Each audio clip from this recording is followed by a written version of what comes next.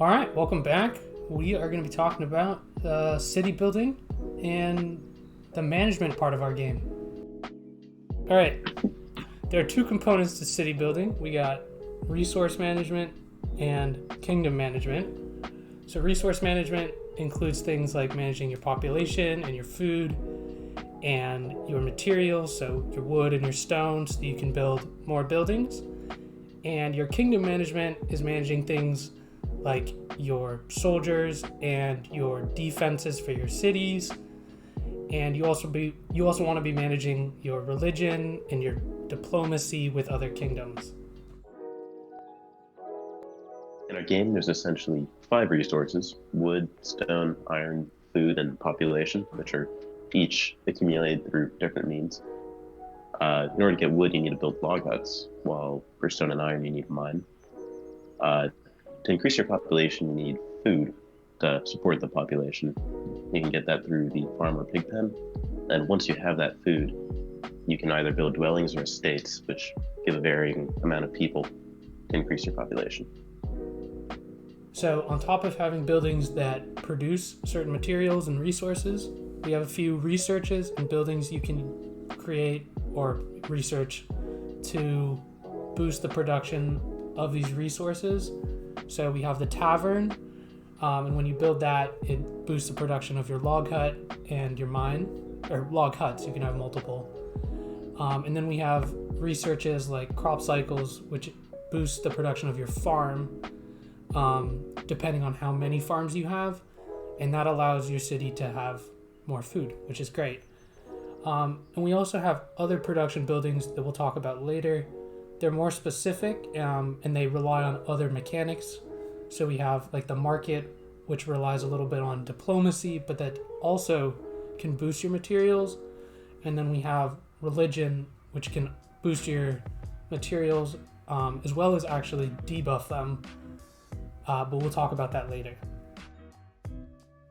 The most important building to a kingdom is their keep, as it contains all the resources and indirectly affects various other aspects of kingdom management.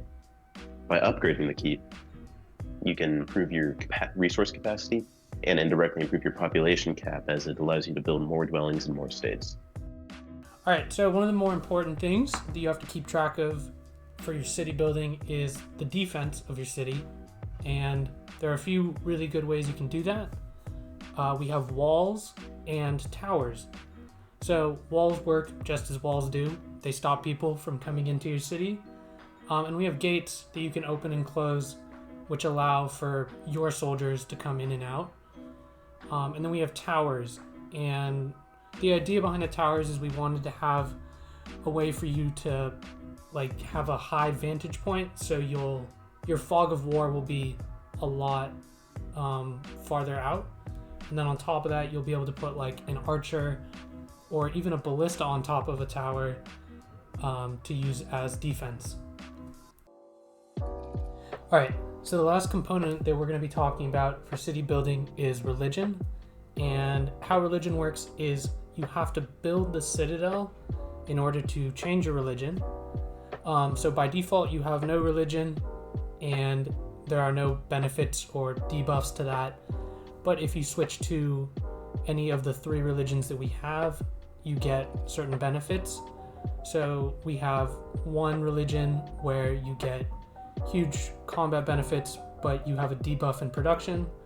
And then we have the opposite of that, so huge production boost, but with a debuff in combat. And then we have one that's the middle ground, where it's a little bit of both. And as we keep working on the game, we might add a few more, or we might update it later. We'll see. All right, that's going to wrap it up for today. Thank you guys for watching. Hope we gave some good insight onto how city building works in our game, and who knows, maybe you can implement it into your own, or something similar. I don't know. But in the next video, we're going to be talking about combat and a lot of the mechanics that we use in combat. It's going to be super exciting. Thank you guys for watching, and we'll see you later.